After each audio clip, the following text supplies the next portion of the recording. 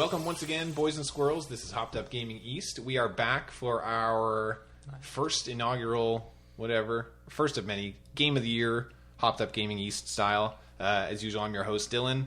Ben's also here this week. Matthew's here as well. And Joshua. Righty-ho. Actually, Ben, would you like to quickly introduce us to the beer that we'll be drinking this evening? Sure. It is from Cape Breton. I was up there for New Year's Eve celebrations, and on my way back, I picked up a couple jugs of Big Spruce beer from Nyanza. And the one we decided to crack tonight is the Ready You're Not Red Ale.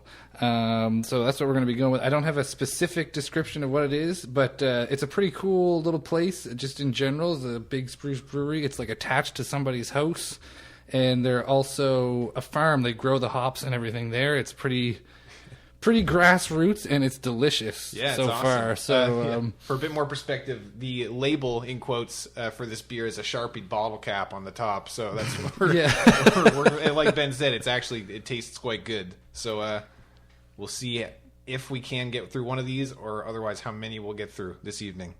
It was okay. We'll go into that in a little bit more depth later, but initial impressions are good. Yes, Pepsi for sure. Josh is not repulsed by it. Not repulsed. That's a good. Put that on the bottle with a thumbs up. Right. So last week we went through the rigmarole of breaking down, whittling down, chiseling down a giant list of games. Kind of each of us came with a bunch of different stuff that we've been sampling over the course of the year, and eventually we came up with a list of 10, hopefully fairly reflective of the general, but probably more so our own taste with this year's video games. We'll do a quick run through here. The first game on this list was the kind of reimagining of Devil May Cry. Second was BioShock Infinite. We have Legend of Zelda: A Link Between Worlds, Brothers: A Tale of Two Sons, GTA 5, Fire Emblem Awakening. That's right, isn't it? I put Awaken on the Facebook group. It's Awakening. The Swapper, The Last of Us, Beyond Two Souls, and Gone Home.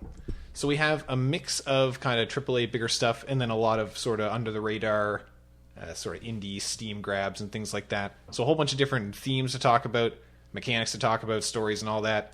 It should be an interesting night. Absolutely.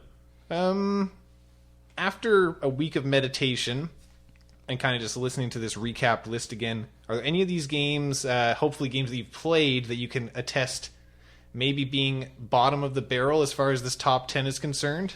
Well, I would just jump in and say that I think Ben is still the only one who's actually played Beyond Two Souls. Yeah, yes. So I can't articulate my thoughts about it any further than I already have. Now, we probably should have precursed this with that fact. I think Josh and Stones have hit the games pretty heavily. Oh, yeah. Josh specifically this last week. But I know for myself there are... Everything. I bought every game on There that are- list pretty much Except the PlayStation BioShock. 3. There's like 3.5 And the games on PlayStation here ones. that I haven't played. So that So- kind of cuts me out of those discussions right off the bat, which is going to make things difficult, interesting. Well, I think the only one we'll have trouble with is Beyond. Because Ben's the only one who's played it. We can't Yeah, have an I mean- actual dialogue. For the sake of expediency and to keep me from just saying everything I said again last week, I mean, I guess we can cut Beyond from the conversation. Unjustly cut Okay. it from the conversation, but considering there's no real conversation to be had Yeah, with so this group of that's people, fair. I think we can... By definition, there is not going to be an effective Yeah. conversation. So it can be number 10. Yeah, the sacrificial lamb has been sacrificialed. I accomplished my goal. I got it on the list. Yeah. So Now- play it. But still looks like a very good game Play to it play. so we can talk Yeah. about it. Uh, We're all going to be snowed in as hell tomorrow. Fuck. Come over and play it. additionally, Can I steal your PlayStation and This take it beer's home good. with me? what was I going to say? Additionally. Grand Theft Auto was another one that was very hotly debated last week. I actually played Grand Theft Auto this week. So did I. I played online for the first time in a long time.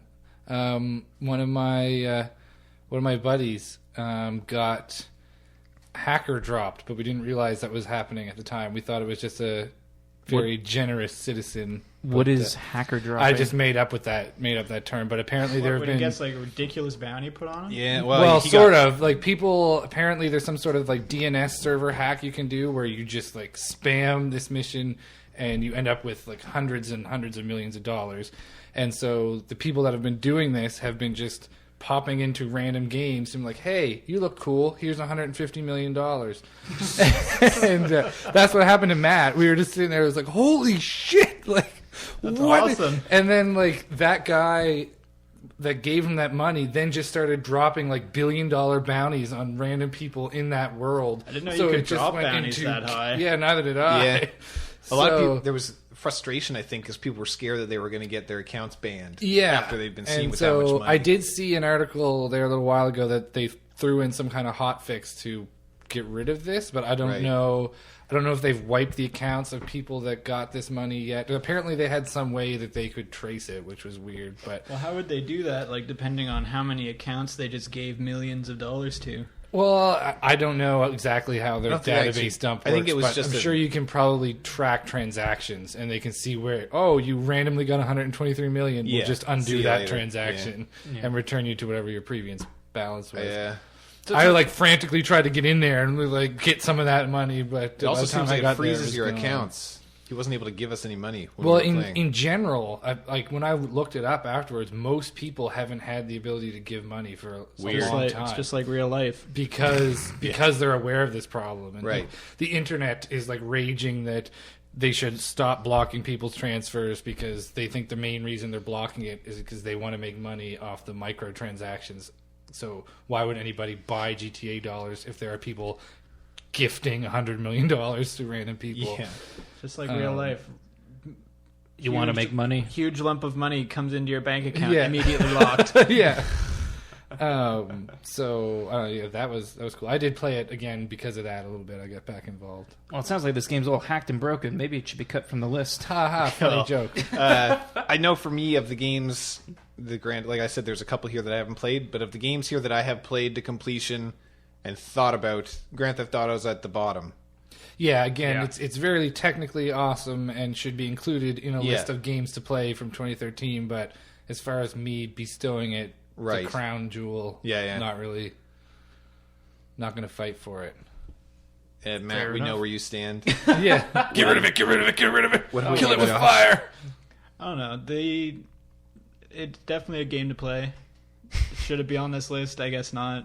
Whatever. No, it should Well, it's on definitely the be on the list. list. It is But on the should list. be- It shouldn't be number one. Yeah, No. yeah, that's what we're But saying. definitely great game. If there were only 10 games you could play this year, would you say it's one of them? Yeah, Yes, Okay. absolutely. Then Yeah. that is merit for I'd it. give it that as well. Cool.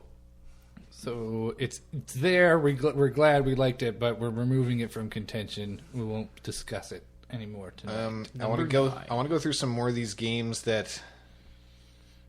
Well, I guess. I guess now we're done with the games that the only game that one person had played was Beyond, but we have a couple that have A maybe couple were just only been 3. one or two. Yeah. I haven't played Bioshock. So I know Devil May Cry is, but you haven't played Bioshock. Okay, Wow. that'll be interesting. So Devil May Cry, that's going to be you two basically. yeah, Yep. I played about an hour and a half of it.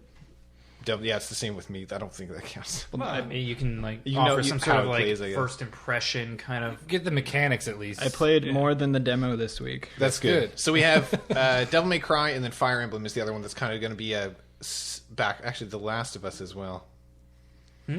What about I'm the just last thinking of about us? the games that are only going to be like 2 people talking. Well, basically, he finished the last one. Yeah, Matt that's what I finished mean. The Last of Us. You I too. finished the And Last I've of Us. played You it, did like- like 2 yeah. hours of it. Well, I've let's watched a few videos. let's take a stab at like just something random here. Sure. Why don't we just pick? Let's pick Bioshock. sure. So, who has played Bioshock? I have, I Yeah, think it's 3 of us just completed Josh, it, and Josh but- hasn't played it. and Josh, you haven't played any of it.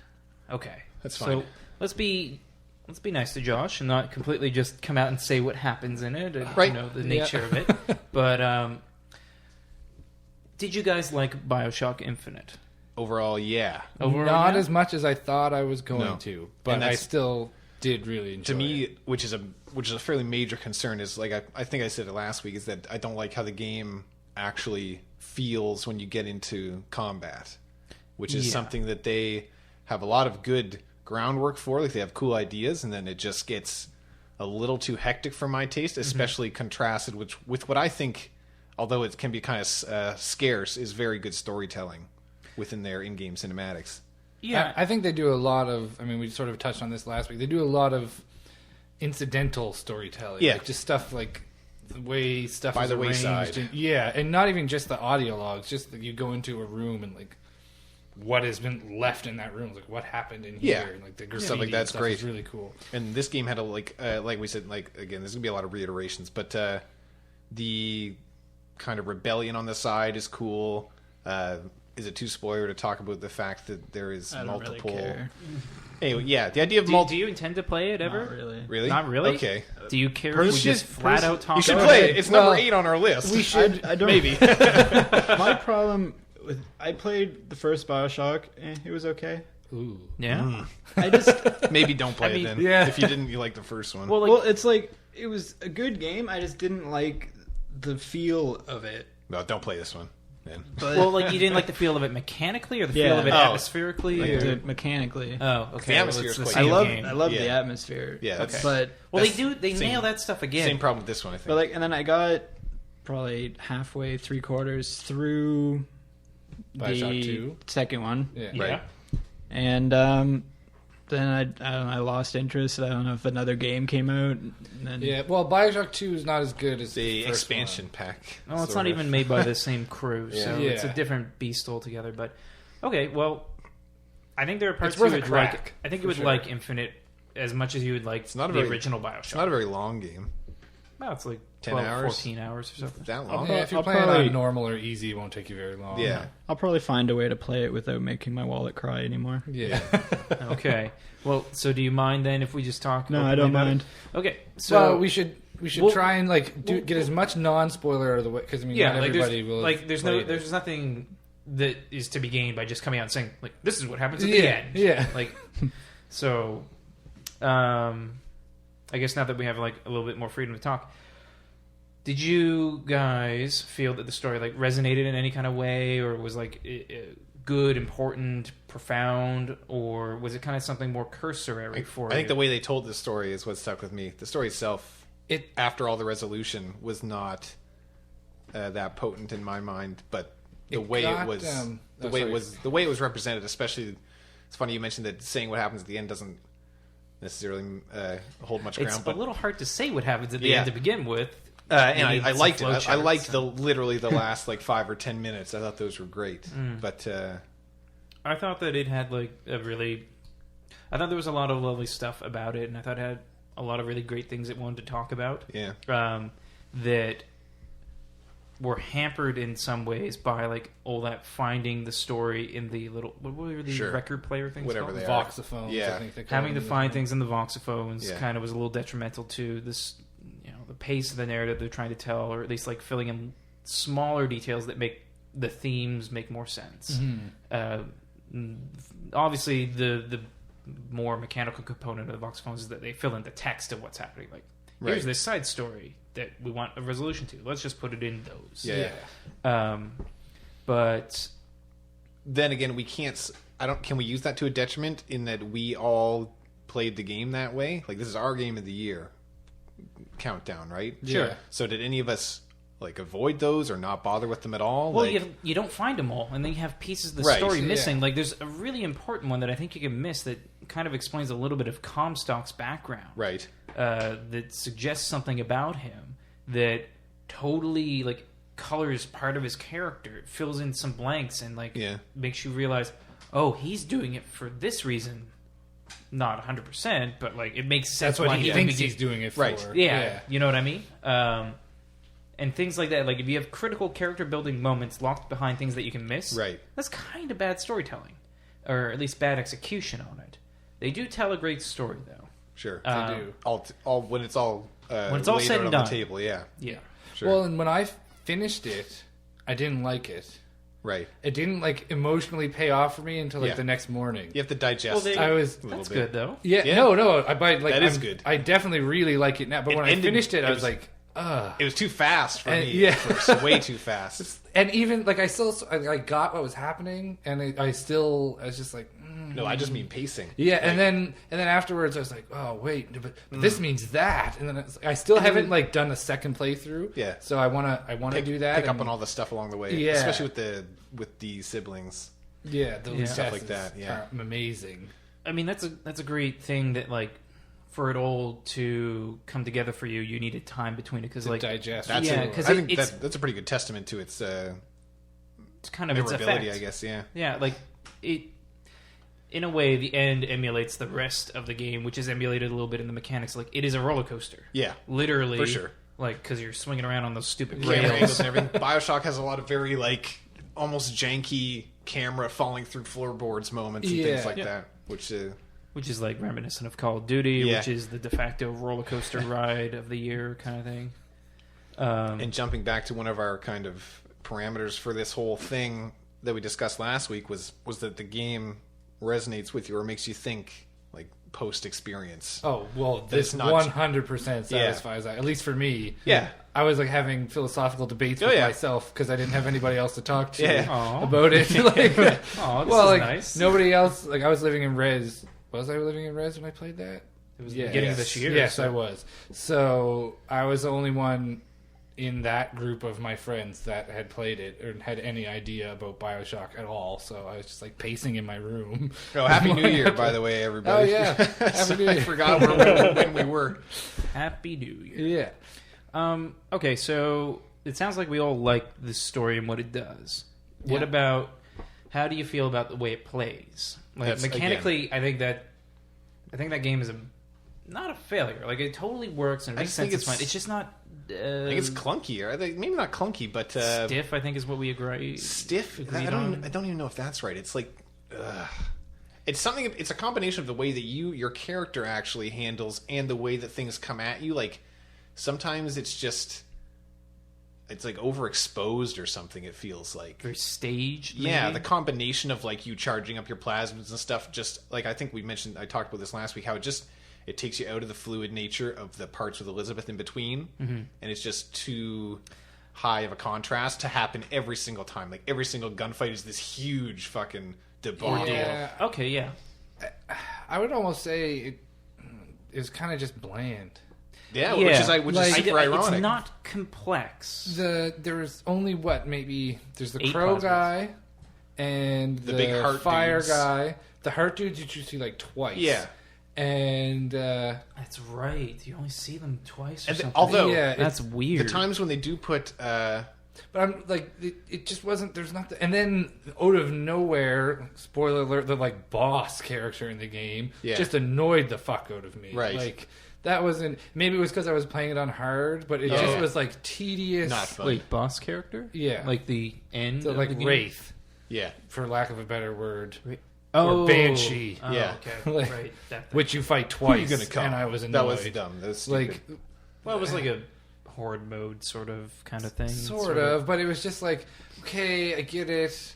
I don't know. Maybe I'm just used to like Japanese boss fights or Right. something. But I just was shooting at the same thing for a long time. yeah, It's like it's very this isn't dull. really hard. Environment was boring. Like Yeah, this isn't hard other than the fact that it's long, tedious. And I On the have to offhand, stay alive for a very long time. I did appreciate Not- them very blatantly taking their own in-game and real-world experience with the big daddies, having them being an imposing figure and having the songbird in the game. Yeah. Very much as a direct homage to that. And I also liked... like very directly. Yeah, like, that's get what I the mean. right- yeah. Like, I kind of appreciate that they were like, we already did this and it worked pretty well. Let's put an even bigger fucking flying one in this game. Well, I mean, they narratively contextualized. Yeah, it was that, great. It was so- awesome. And then I also liked in the Comstock house, the thing that was following you around in there was awesome. Scared the shit out of me. That was the only scary part in the whole game. The what? When you Oh, go, the guys. the boy of silence or whatever. Yeah, it is. they don't follow you. They just like stand Yeah, there. but there was Yeah, there was one point where it's partially a cutscene when It's you're activating scripted. something, Yeah, and you you turn turn around, around and he's he's right there.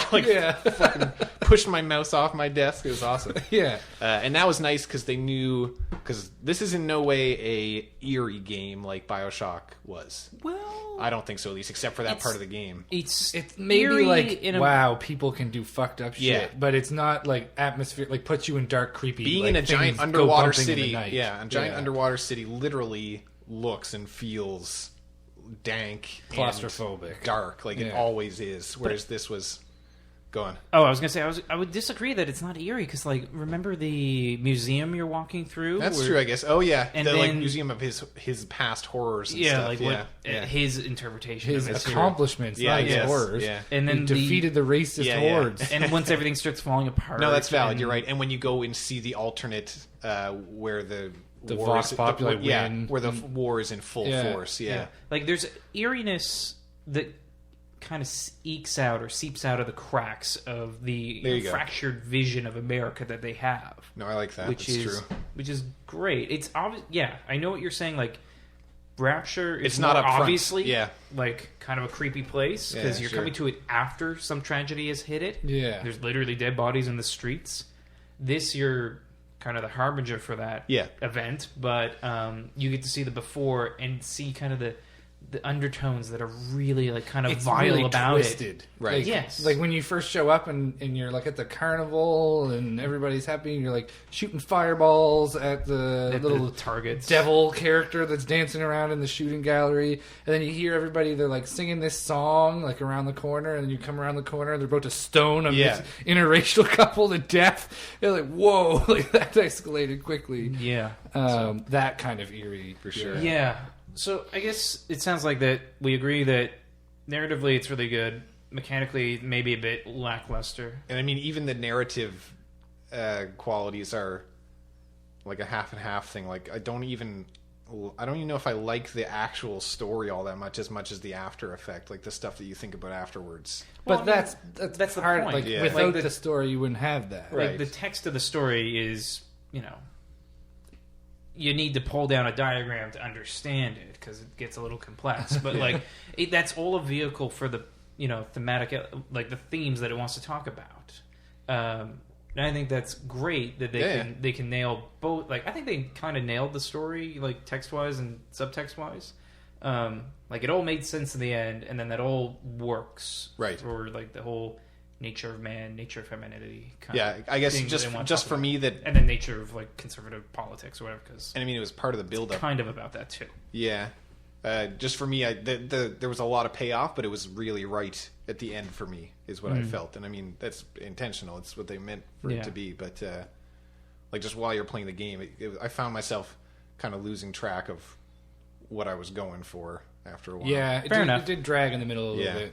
But I can see but that. again, overall, the story's quite excellent. So would you say that it's something that we can label number 8, or should we hold on to it for now and come back? Well, I think it's definitely higher than an 8 for me, at least. And in that same vein, are there any of the games that any of you have played that you think are relatively low on your personal list that you might want to talk about now? Low, Like on of the ones that personal like list. that like only a couple of us have played. Last of Us probably doesn't count. This is the top 10 list. None of them are going to be really low. Yeah. Yeah. Well, I guess we might as well bring up Legend of Zelda now. Yeah. Sure. I feel we can talk about that.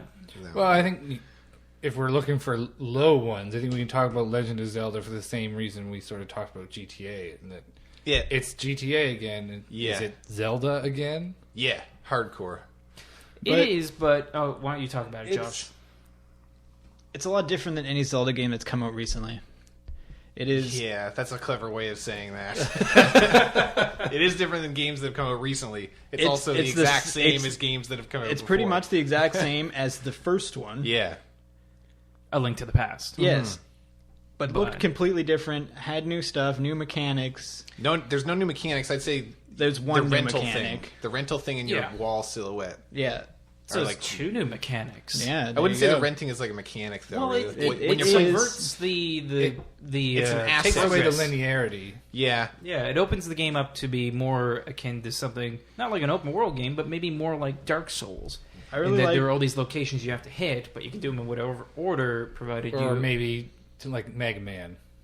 Okay, sort of. Mega Man maybe Right. makes more sense. I really liked it because you could. I find with a lot, like especially with Zelda, you couldn't get certain places because you didn't have the right tool. yeah. With this, you have all the tools, so you don't have to remember these certain places you have to go once you get the certain tools. Right. I really like that part because I always hate Yeah, trying it to was remember cool. where I go. Well, it makes it more accessible as a result. Yeah, Like, you I can go did- where you want. I did notice that you could drop pins. I used it once, and I'm like, oh, that's kind of useless. I used it because I found a secret door and it had a puzzle in it that was really hard to solve, and I was like, I'll do this later. Drop the pin on it. The main, I had a lot of fun playing the game. For once, the 3D was actually preferable and not like a terrible side product that shouldn't be there. It was actually better to play the game in 3D, I thought. Yep.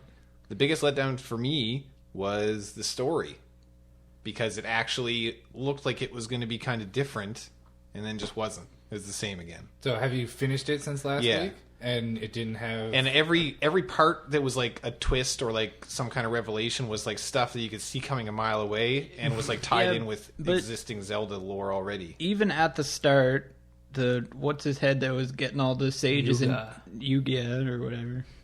Why UGA, right? Yugia. I call him Yugia. Yeah, I call him him Yuga. Yugia. All right. Maybe, no, it Anyway. was Yuga. Yeah, you're right. I don't think He there was was an I in it. collecting Yeah. the sages, and even at the start, he was collecting the stages to summon Ganon. He never said he was doing... I thought he was just going to be the bad guy, though, was all. Well, I mean, like, that's the same as Link to the Past. What's the guy's name in that? Like, Alakabarzam or something? like that. Like, the traditional storytelling mechanism of Zelda is that you have a first act enemy that is the catalyst for capturing Zelda and summoning Ganon and ushering in the second/third act. Lazy. Well, it's a little lazy because they Super never lazy. do anything about never it. do- They've never commented on it with another Zelda. They just say that that's like the way it is. It's like... Actually, no, that's not Majora's Mask. I was going to say... Majora's Mask is cool. is the only one that subverts that whole thing. And isn't that like everyone's favorite? Well, it's like the cult... Other than it's like the cult Ocarina of favorite. Time. There's This a is tough. lot, We're not talking about those games. There's a lot of online Majora's debates, Mask and Game of the people Year. are very angry about like people liking different ones. Yeah. It's So- just internet people fighting because Like you it's said- the internet.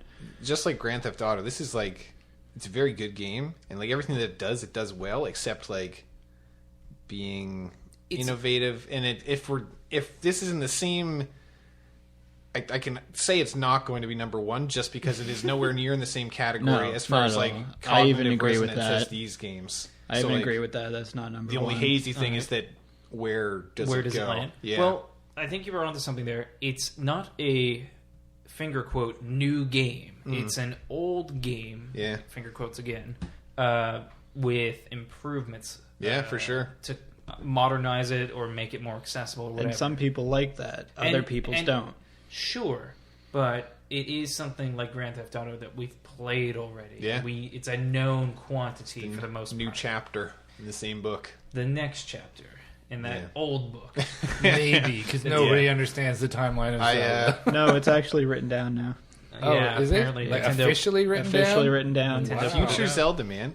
Set in the future. Give them like silly, like lasers. like muskets and stuff. Like at least make it like Fable? steampunk, Like Fable 3 Yeah, or bring it whatever it was? forward 600 years and make it like just like different. Like do something different. They could have done that Ganon's with an entrepreneur who's just Yeah, trying to like, whatever. build all the guns. drug dealer. Set it in New York. It'll work.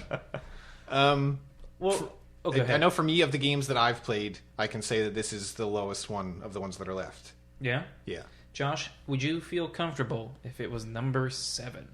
8. 8? Oh, right, we're on 8. Would you feel comfortable with that, or do you think that it's... Because you and Dylan seem to have the most experience with it. Dylan, I assume you're comfortable with it being number 8. Right? Yeah, I think it's... As far as... I had more fun with this than I did with Grand Theft Auto in the time that I was playing it to its completion. Josh, what about you? What do you feel? Do you think it should be number 7 or number 8? Because I can think of a game, I think, to put below it. Because I've only played a little bit of it. I've played the first 3 or 4 hours. And I think I could speak articulately about it. And I think it's like Dylan says, it's a good old game kind of thing. Like, it's the same game, but it's just kind of, I don't know. It's still fun. It looks great. And it runs great on the 3DS. Yes. Like, I'm really surprised how well that thing it runs. Blows my on that. mind, considering how Pokemon got bogged down so hard. Yeah. Yep. And you didn't finish Zelda yet, right? I didn't finish it yet, but I feel comfortable saying that there's nothing that it can surprise me with. I don't know. I really like the end. Oh, sure, it can be good, but I mean, like, Cute. It was cute. That's a like, good word for it. Do you turn to a painting with Zelda and you get stuck on the wall together forever or something? Maybe. You get You'll hung have in a to- museum. You'll have to finish it. Yeah. Okay. I hope I didn't just guess the ending. No. You didn't. But that would be all right, because then I don't know. Again, the ending was good, but it's the same. It'd be like you turn into the next mural from the beginning of the game. But like the on fun factor alone, like it was a blast. Yeah. The game was awesome. It like maybe because I haven't liked a Zelda game since Wind Waker, and this was like I like played it hard, not just to talk about it afterwards, but like because I enjoyed it. So. Okay. Josh, what do you think? Well, what other game were you thinking of? I was thinking that Fire Emblem might be able to go in number 8. And that's a good segue. Talk about Fire Emblem. Fire Emblem Awakening. So, Josh, you're the only one that's played it, right? Yeah. All right. So, Fire Emblem Awakening is a turn-based strategy game. Turn-based strategy. With RPG elements attached to it. I love that game. It is, yeah. I've put way too much time into it, and I expect you will too. I foresee a lot of time going into it. Yeah. I think it's a really competent game at what it wants to do. It wants to make a fairly balanced strategy game that doesn't escape maybe it's like 3DS audience. Like it's certainly not on the same level of complexity as like I think XCOM has more complex aspects to it, and that there are more opportunities for failure, like complete failure. Yeah.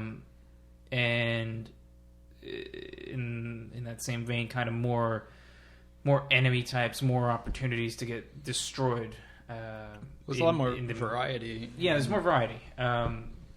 So while Fire Emblem's like a really solid kind of game, air quote basic strategy game, yep. I think that's its weakness at the same time. Yeah, well, I find so far, as I'm playing, the story is continuing on, but the actual gameplay tactic stuff is just a lot of the same with a different background. Yeah, like you fight the zombie guys with the different classes, Risen, yeah, and you fight the bandits who are all the same classes, and then you fight the knights who are all the same classes, and like there are a lot of classes, but like fundamentally they all just abide by the trinity of weapons, like melee, range, or magic. Yeah. And within those there are subcategories, of course, but like it's still all just triangles you're fighting against. Yeah. This beats that beats this. Yeah. And as a result of not having like a cover mechanic or something like I'm just trying to think. You can kind of garrison guys, but like it's very much like a more complex game of chess. It's like if you could give your pawns weapons and magic, like that's basically what it is, because it's still like totally grid based and kind of stiff in its movement. It was definitely the pairing mechanism in it. I found very interesting. How if you pair two guys together, the more they fight together, they get married later. Well, yeah, they get married later, and once they get married, same-sex marriages though. Once they get married, the bonuses they give each other are like very substantial. Yes. And that's where it gets a lot more complex. And then within that also the whatever male you put with the female, I think is how it works. The ladies are what determine the children. Yeah, it's like there's one child for each female character, and then depending on the male you put with the female is what skills they get, the children get. And hair color. Yeah, and hair color.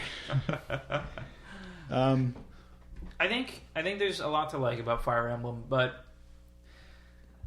and I really like the writing in it. I think it's for as silly as it can be. It's pretty slick. Yeah. And it has a lot of heart, but I think Zelda is a more accessible and complete kind of experience than Fire Emblem. Yeah. There are feet. There are feet that are not missing. So I would say Fire Emblem was a solid 8 on this list, and then we could put Zelda as your solid number 7 if that's something you're all right with. Yeah, I could. You could live with that. Yeah. The old 2 burns with a machine gun trick. There you go. Absolutely.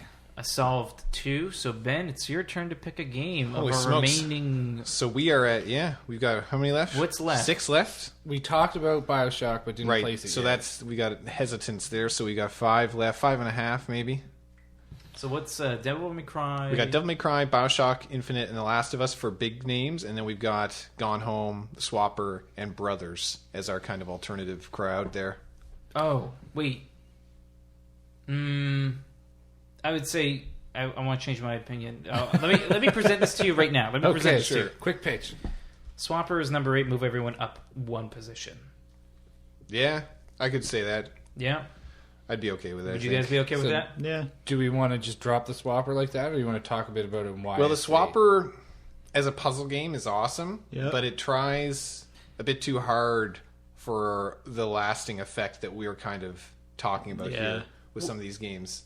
Well, I think what you're getting at is the right idea. I think the very specific reason why it doesn't work is because it wants to talk about like souls and life and the nature of thought and existence, which is all very interesting. But at a certain point in the game, it ends up getting more interested in resolving the text of its story rather than the subtext, like what the author thinks about these things or what it wants to say about them. You mean literally with the the logs thing, and how it's just talking about the process of taking the the watchers on board and people getting sick and stuff, and then specifically like those two characters, they want to just like wrap that stuff up more than conclude the thoughts. Yeah, which is super.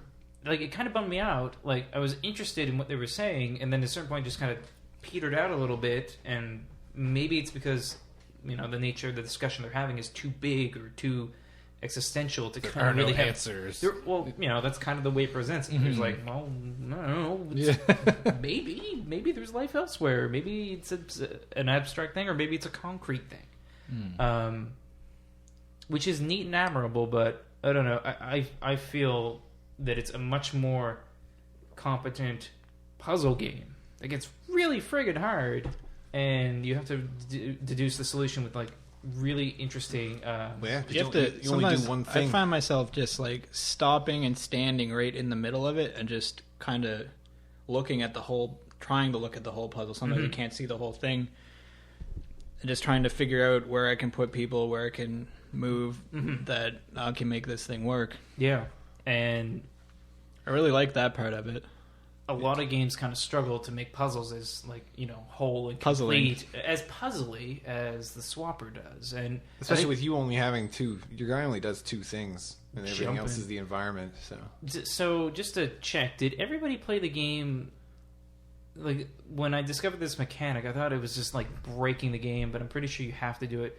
Did you like jump around and teleport to get to areas, like fly through the air by creating clones and jumping into them? It'll show that there's a spot like up there, and you like don't see any pathways, and then you there's a spot you walk into. There's an arrow pointing up, and I assumed that was the only way to do it, so I thought that was just part of the game. Okay, I wasn't sure because I didn't see anything that suggested that this is the way you move around. But then I just started doing it because it made sense. It's like that's one of the other cool things about the game is that they introduce you initially to the concept of the way the gun works, but then that's it, and everything else is like there's no tutorials after that. Yeah, it's just you figure it out. You like land in. Cool. You can move left and right, find a ledge. Oh, you can jump. Yay! Then you go run into the gun, and you can make a clone. And the next step for me, at least, is you guys selling me on Devil May Cry versus Bioshock. So we are, just to double check, confirming Swapper's number 8 and everyone goes up one? Yeah. Fire Emblem 7, Legend of Zelda 6, and now, because I'm fairly confident... I feel even better with it being number 6. My number... I'm better with Fire Emblem being 7. My top 3 right now is even without playing it, is The Last of Us, Brothers, and Gone Home. Okay. So for me, at least, I would need you guys to figure out where Devil May Cry and Bioshock fit. Unless you guys think that Brothers, The Last of Us, or Gone Home are below either of those two. I haven't played Bioshock, so I'd already put Devil May Cry ahead of it as just going on my... That's what I mean. That's what I'm trying not to do. I'm absolutely aware of how good The Last of Us is, so I'm willing to keep it up there. So yeah, I think the top 3 being Gone Home, Last of Us, and Brothers is perfectly fine. The ordering of which I don't know yet. No, that's not an order.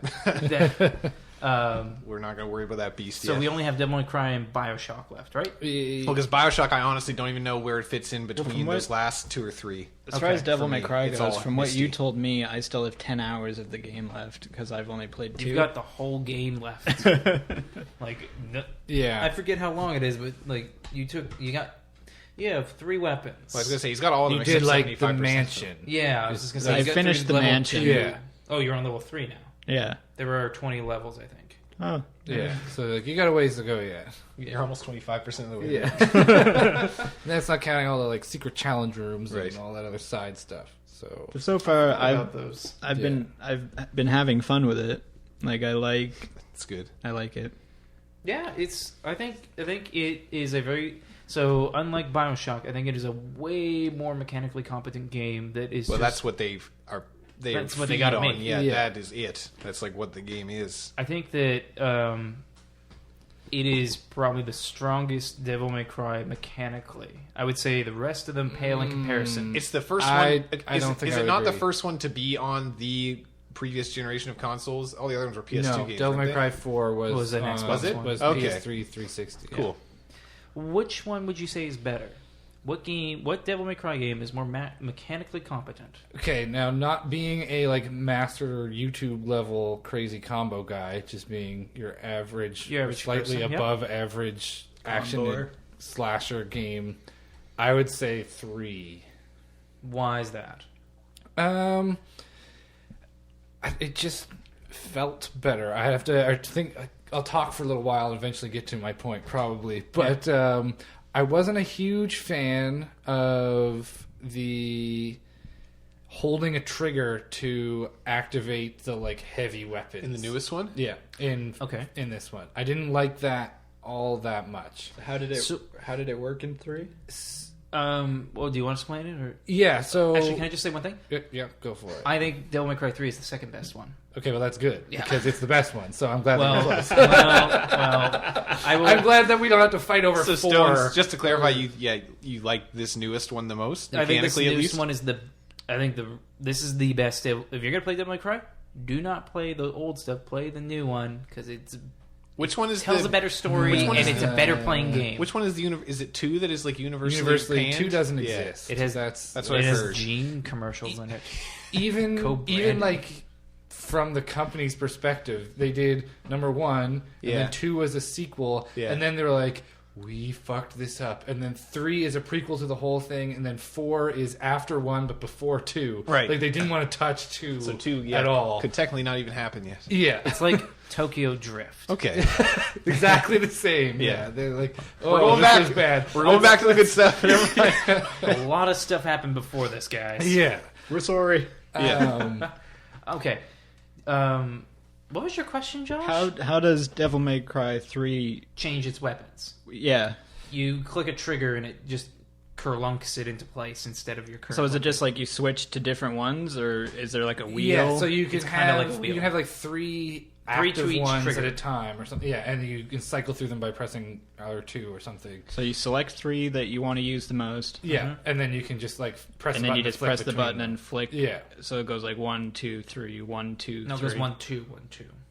The third one, I believe, you have to go into a menu Well, to switch out, don't you? Uh Because that's. oh, now I don't remember. Okay, it's been a while. I might be wrong then.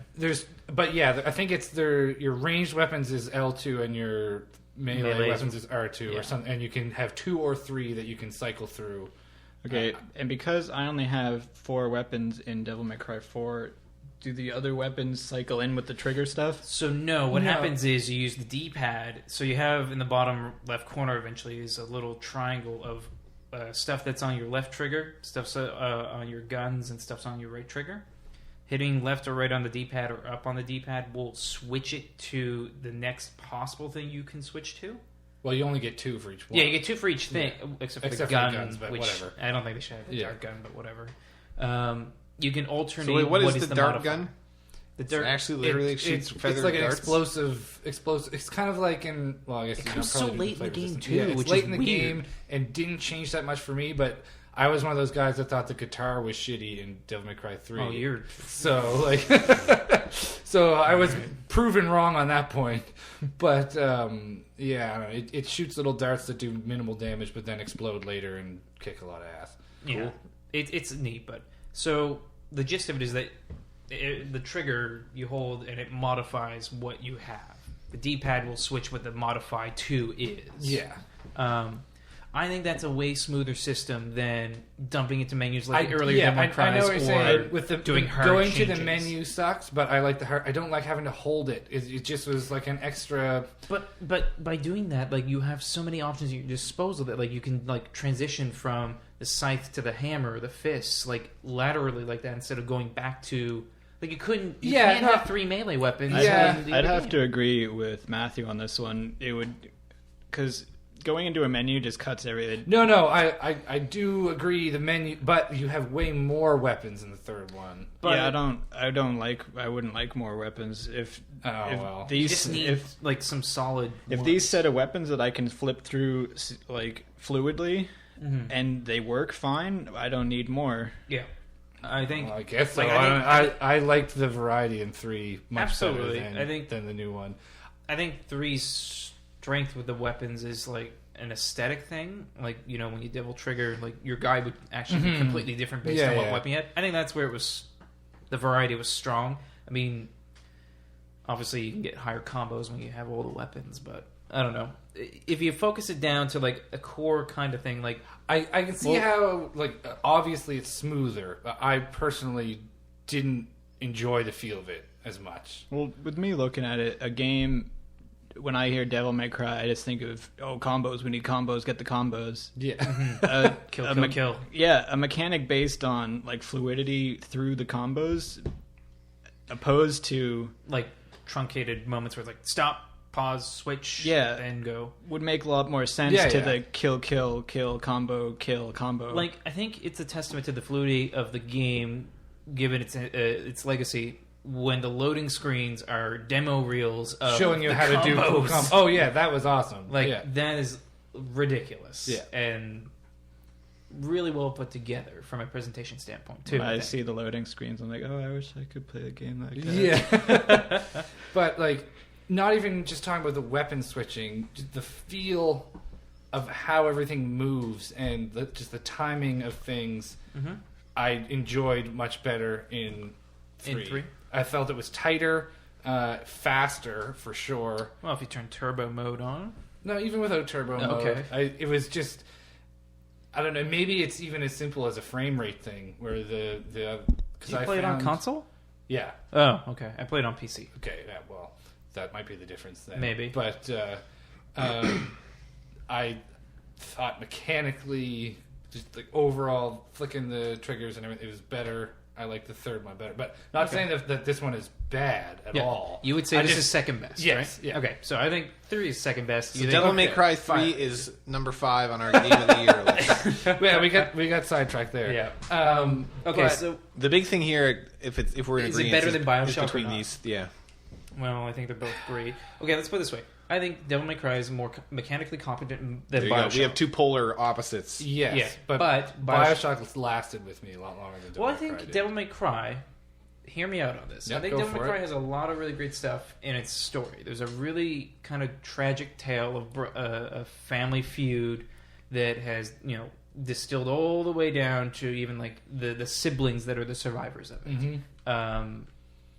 And seeing the relationship between Virgil and Dante kind of grow and fall and grow and fall, and the kind of little commentary that they touch on every once in a while about North American culture. I think it's great. I think it's a great little package of like things. And on top of that, it's like the most beautiful and like most artistically driven game on It this is list, I gorgeous. think. It is like artistically beautiful. But I think the one fault of it is like the what am I trying? What's the lady character's name? Kat? Yeah. I think kind of her portrayal is kind of really lackluster. Well, the female sidekicks have always been not that great. Well, and that's kind of the thing. It's like, well, she's there for a plot purpose more than a character purpose. Yeah. Like she becomes the motivation or desire at some point, and it's like, come on, you could do better. You've done so much good stuff otherwise. Yeah. You can do better. I did like the way that the story was presented. Like, I mean, it's Ninja Theory. They're amazing at their cutscenes and their acting and voiceovers, and all that was great. But I think I would have liked to see them do something like Devil May Cry 3 instead of, like, I didn't... You mean mechanically? No, I would like to see Devil May Cry 3 done, like their cutscenes and that story done by Ninja Theory's production team. I think they did it. It's just that you want something that's a little more.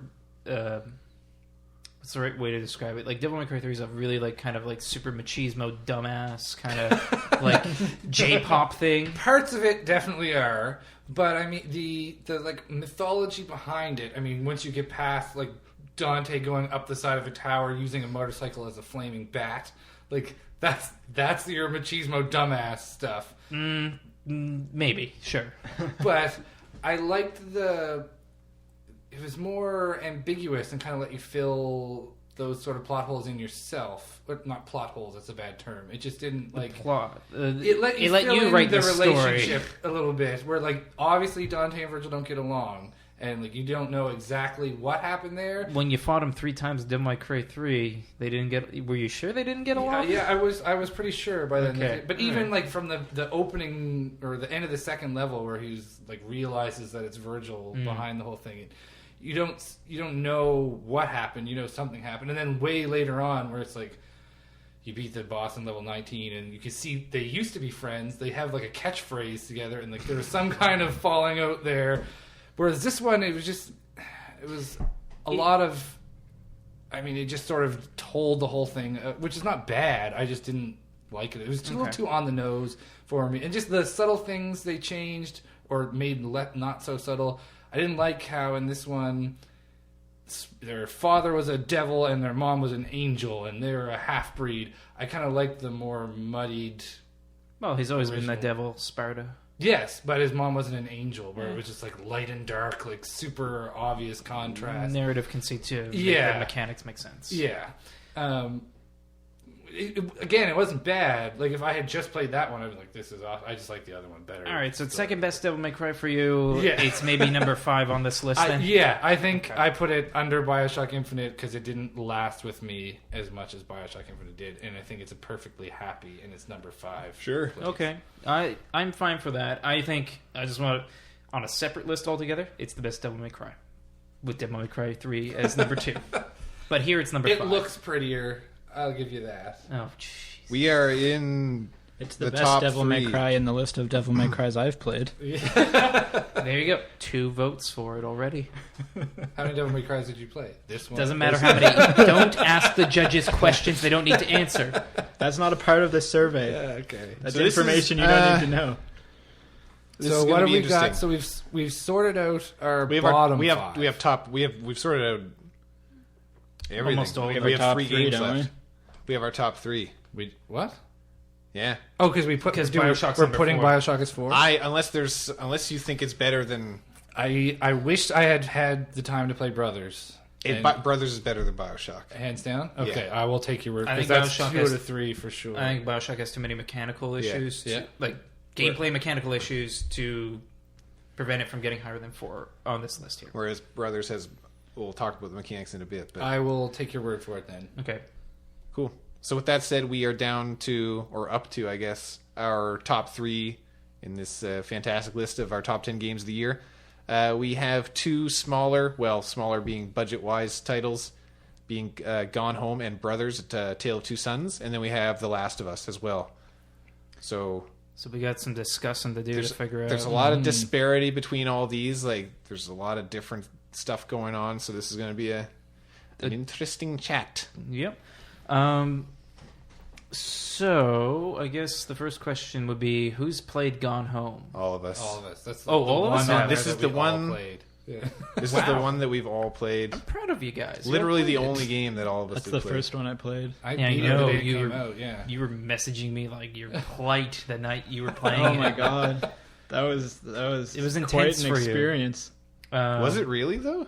I felt why? it was. Why? So, oh gosh, Thank you, Dylan. That's like, I think it's fantastic. I just like while you're playing the game, there's no like.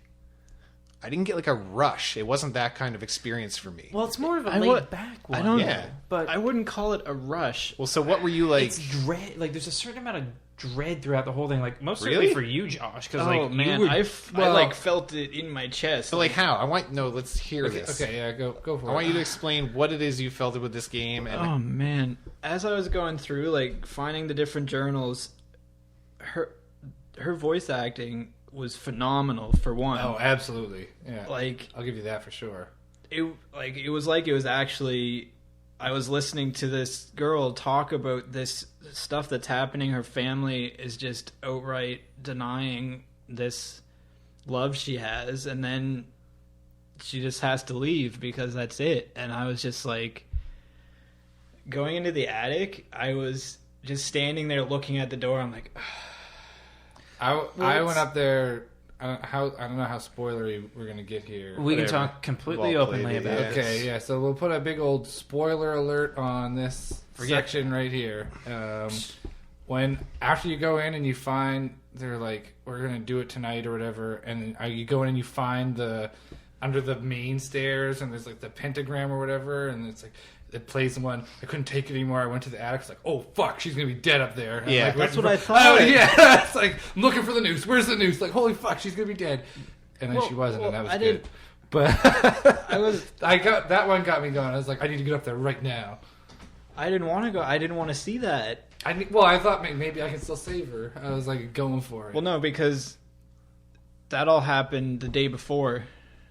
Yeah, if you watch the dates, like Yeah. you come home a couple days after this the all went message, down, but yeah, it's like Well, the day the- after that yeah. she calls the night before. So Yeah, you yeah. don't miss her by that much. No, but I think that so just to speak to your hesitation to go in the attic, I think like that moment really works. Like, not everyone's going to read it as like suicide, because there's absolutely a certain amount of like, this person is obviously still in high school and being overly dramatic. Like, Well, like that- screw you, mom and dad, I'm going to run away is sometimes the attitude to solving these problems, and Maybe that's it's what just happens. All my years but- as an RA, Well, that- but I was looking for a suicide. Yeah. Sure. It's totally playing that expectation of like, it could be this or it could be this. Yeah. And It was- they already set up that red is they trick you with the color red in this game a couple times. the game Yeah. is completely based on preconceptions of what a game is. That- of you going to the basement and expecting something to be scary. I No, think a not lot really less that, but than the Stanley Parable, though. with the Yeah.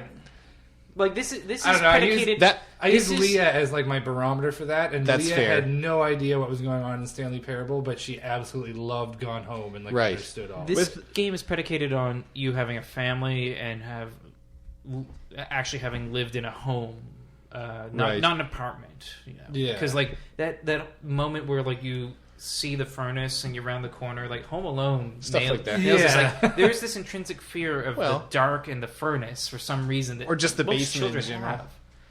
Well, I'm petrified of Ellis, the furnace in the furnace's basement. of name a was minus Ellis, one. wasn't it, or something like that? Was it? It said I thought that Everett was- on it, which is Everett, funny. I that's sent it. Liz a Snapchat about that. Oh, jeez. I was But, like, oh, it's Everett. To me, Gone Home is... But This is so one more fucked. thing about the suicide, because I want to bring this up. Yeah. When I went, We should clarify there is no suicide Yeah. in this. well, yeah, exactly. Just But the thought. I that- thought there was gonna be, a but family kills itself. But when that's that- a whole but- other metaphor. Well, we can get into that. In a second. Maybe. maybe. But when I think about it after, there was no way there was going to be a suicide, because there was a note on the door saying she was gone. Yeah, Oh, don't yeah. tell mom and dad what happened. 'cause, Yeah. yeah. Well, even still though, like there's a little bit of like logic that could happen there. Like she You're put not- it there, yeah. and then went Yeah, upstairs. like it could be. You're not but- thinking that in the moment, though. No, or I not wasn't. I didn't at all. No. no, absolutely. Because at that point it was like, that's my sister. Like, Yeah. So Dylan, after last week, you said that there was some root to the reason why the father was writing all his books about JFK. I went and dug around that house some more because Did I you? really wanted to figure it out, Yeah. and I found it. There you go. Ooh. And I think that was the missing piece that filled in what the whole game was actually about. I think that's exactly why the game is good, is its thoroughness. I don't necessarily think, like... Like, I think it's super relatable, but I don't think the story itself, engaging is the wrong. It's not unengaging, but I don't think it's as dire as you feel like when you're playing it. I think that's why it's great. Well, it's a ghost story. Yeah, but I think it's almost mundane, and that's why it's so easy to get into. Well, like, you're literally coming home. For me, it was like, oh, put my keys away, walk around, nobody's here. But like, there's an atmosphere that they establish, and the reason I use ghost story is because twofold. Like, you're walking into an empty house that has been lived in and has so much life that was there, and 100% play with a ghost story. Well, tropes and anyway, with the like thunderstorm, the thunderstorm, the Ouija board. It's dark, the lights flicker. The thunderstorm scared the shit out of me. It's perfectly a done. few times. Perfectly done. Like, and you come in and there's like the remains of their sleepover fort in the living room, and there's a ghost story book like under the cushion fort. Like they put the scariest thing in the whole game for me was the TV being on in the den. Yeah, because I thought someone was in the house. Yeah, I was like, I can't pick any. I picked up like a lamp to go throw at. Like, I think that game is an achievement in like even above Last of Us. It is an achievement in storytelling that like stands beside like some of the great works of literature and filmmaking and all that, because it's something that wants to discuss something so like deep, like so intrinsically relatable, the nature of families, and at the same time dealing with something that's so very taboo for some reason. And that's, well, it was definitely taboo at the time of the game. It takes place in early 90s or whatever. Yeah. So. Well, that's not what I'm talking about taboo. I'm talking about sexuality. That's the whole game. Like, yeah, if you go and I don't know how much you found, but like if you go and find so here's my big speech on Gone Home. There was that one piece of paper downstairs under the thing that you get like 10 seconds and it's like, nope, not reading this. Well, that's part like so. What? Oh, did you not find that? It's like it's a piece of paper you pull up and it's like in the sister describing her first sexual experience, and then the sister like puts it down. You can't ever read it again. It's like, nope, not reading that. Yeah, like that's a great moment. But like my big thing about Gone Home is that it's talking about families and sexuality, and there's a weird kind of social. Okay, how do I articulate this? I had this all set up like a couple days ago. You can't have a family. Here's the weird thing. Families are weirded out when you talk about sex, especially, between themselves. Like, whether it's external or not, they are weirded out by that. But you can't have a family without sex. Mm-hmm. Like, the nature of its existence is predicated on the fact that sexuality is part of the experience. And Gone Home deals with a family struggling to deal with sexuality and it failing to support itself and thus splintering the family. The father is not there for the daughter. The father and mother are not there for the daughter who comes out as a lesbian and comes out and is somewhat brought out too. Brought out, yeah, sure, and they're not there to support her because that's deviant and that's weird, or for whatever particular reason. There was one, it was just a phase, and maybe a little bit of that is informed by the father's experiences with his uncle, who and I was blown away at the way they handled this. Like, it's a very, even the most skilled storytellers or professionals can't deal with a subject so mature, so elegantly. There's enough. Basically, the long and short of it is that the uncle Oscar may or may not have. It's vague enough to leave to your interpretation. May have done stuff with the father, Terrence. What's his name? Terrence. A lot of the implications were. The implication is that there was something that happened between them. Like Thanksgiving '63. Yeah, Thanksgiving '63. And that's when that's when when was Kennedy assassinated? It's November, December '63. That was It's around then. So the idea is that like had Kennedy not been killed, he would not have been downstairs with the uncle. Right. The events that transpired that day would not have transpired because they call it as a transgression. So wait, what was the thing that you found that tied all this together? I found the stuff that was written on the wall in the basement, in the part Yeah. of the basement that nobody would ever go. Yeah. Okay, good. And then I also found the note underneath. Like if you go to the father's desk and you pull out one of the drawers, you can pull out a false bottom. Right. And there's a ripped up note that's been taped back together about congratulating him about getting married and suggesting that I'm glad that it worked out for you, even with everything that has happened. Yeah, that's cool. So have to it's go back and find that. So that's the thing. Yeah. Is like I don't know what I missed because we could just sit here and talk about everything that everybody found. But I played the game for 2 hours, I think. Yeah, Yeah. it was a little more than 2 hours. And I think I've got everything. I spent a fair bit of time trying to find, to see if the library bell was anywhere in the house. Oh yeah, that's right. It's missing. I just assumed that it was gone. Yeah, Just it's never gone looked for it. home. Yeah, exactly. I guess just to wrap up my point about what I think Gone Home's about. I think that given all these like moments in this family's particular history in the narrative, where had there been like whether Oscar was a pedophile or just a homosexual Right. at the time, both were bad socially then. One is still totally I was gonna say. one is non-consensual, Yeah. so like it's totally bad. Take a guess. See which one Matthew likes more. Basically, there's a inability in that family to discuss or even support each other in terms of their sexuality or just even the nature of sex, and the family fails as a result, and that's mirrored through the generations. Right.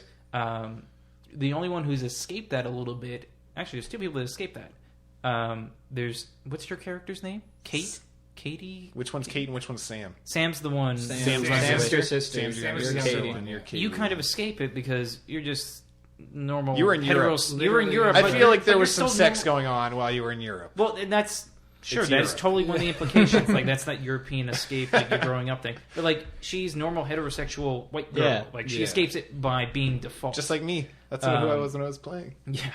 But then Sam, there's like this lovely story of Sam and Yolanda or Lonnie. Lonnie. was her Yeah. friend. Yolanda. Well, her name's something Well, that's it's- Santo or something. Yeah. It's Yeah. like I had a great moment where I realized that they're the same character. Yeah. Yeah, because like The picture you of her did the and same her- thing where like you ran up and like, is that DeSanto? Or Yeah. the- Yeah. Yeah. Okay. With the picture in the drawer. Yeah. In her cadet her garb cadet- or whatever. yeah. Yeah. Like there was enough times where there were two characters like I Yeah. thought talked about, and it's like they might be the same one. But anyway, it's a sad story about like the weirdness that families deal with that kind of subject matter, and how if we don't support each other right, it just all falls apart. How none of them handle it well at all. How none of them handle it well, and it's a huge hypocrisy because like Yeah. the family doesn't exist without it, but the family Right. won't talk about it And none of them on their own treat it very well or effectively. or don't know how to. Like they, All in very different ways. yeah, like the infidelity, the father being. And what it's he interesting is. because like is there much evidence as far as whether Sam knows what's going on with her mother's affair, or or I mean I doubt many of them knew what was going on with the uncle and their father, because what was the reason that it was called the Psycho House? Was it just because Oscar lived there? I think, and then he got taken away? I think He it's was just- after his transgression. Yeah. he sort of became a hermit. Right. Yeah, I think that's the reason. And so that's it's what the Psycho root. House. Yeah, which is interesting because that's why Lonnie ends up coming to hang out, right? Yeah. Is Yeah. because she wants to spend Night in the Psycho House, Yeah. and that brings the two together, Which is cool. Yeah, yeah, it's great. Kind of like That Die and Hard. Street Fighter 2. What? Yeah, Street Fighter exactly. over Street Fighter 2. Yeah. Lonnie dusted her. Exactly. I think the great thing about Gone Home is that it has all this interesting commentary, and then I actually just thought about it in my head. There is actually more hope. Like there's the father coming to terms with his past with that last book. There's the mother. I think it's They end suggested up- that mother like they're on like a honeymoon vacation. they're on a like, honeymoon they're like, vacation. Like they have the books that like how to fix your marriage. No, Yeah. they're not on a honeymoon. No, They they're went going to a couples therapy. Couples thing. Yeah, That's- that's yeah, not yeah. the same thing. No, it said Sorry, but like They told the they told kids the they were kids they're going going on on a a second honeymoon, yeah. but you can find a brochure. They're going for on a couples the couples therapy, and it circles the date that is that Yeah. date. Yeah. That's Yeah. where But like they're- it at least suggests that like they're They're trying, working on they're it. working Yeah. on it. So one has come to terms with his past or is trying to. The other is trying to repair the damage done. Lonnie and Sam are escaping. The off together. Yeah. they're escaping the subjugation they'll have under their parents, and Katie is left there. With the mortgage. With the mortgage. Dad's It's like condom. That was so funny. Yeah. I wouldn't put that in the dishwasher. Did you? It was too dirty. That's funny. I think Gone Home is a especially like unique and beautiful little gem that like is really deserving of like a lot of recognition. And I think while The Last of Us and Brothers are both also very, very, very strong things, I don't know. if I had to say an order for the last 3 games here, I might say Gone Home, Last of Us, Brothers. Yeah. 1, 2, 3. 1, 2, 3. I don't know. When I was playing, I felt like actually attached. Like I felt like I was actually, this was my sister. I am reading about my sister. Yeah. Like the amount of immersion, like I actually felt in here, in that game. You become Katie. Yeah. And Sam There's becomes your sister. There's a great little post-it note. Yes. On about on leaving all the Laurie's lights board. on. Yeah. Yes. Like, I saw that. Stop leaving the lights on. You're as bad as your sister. And you're like, I absolutely left every light in the house Yes. on. I tried turning some off because I went to Europe and got better Yeah. about it. Well, I made sure to leave them on so I knew which ones I was in. Yeah, Yeah. exactly. So Dylan, like with all this said, I mean, do you still feel like that the experience, the story, the whatever, was kind of for you? Like It wasn't meh. I just Wasn't think meh? it was. I think it was very grounded, and Yeah. that's not necessarily a bad thing. Oh, one other thing I found when I was looking for that bell. In the garage, there's a little purple basketball up in the rafters. I had to go Did you find get that it? afterwards. Yeah, you can throw a milk bottle at it. Yeah. Did you get it and then use it Yeah, to get the hidden the audio? meow down? meow. Yeah. I'm really. The Meow Mix Diary or whatever. Was anyone really bummed that was the 24th like thing? Like I kind of wish it was another like Sam diary saying something. Like it was funny there was the cats just meowing, but I scared sorta. the shit out of me. Yeah. Like in the All the room just lights went turned off black and the like- TV turned on. Like I was like really tense, like is it gonna yell at me or not? But I don't know. Yeah, definitely it wasn't dull. It was just very. The story itself wasn't extraordinary. For you. Well, that's just not.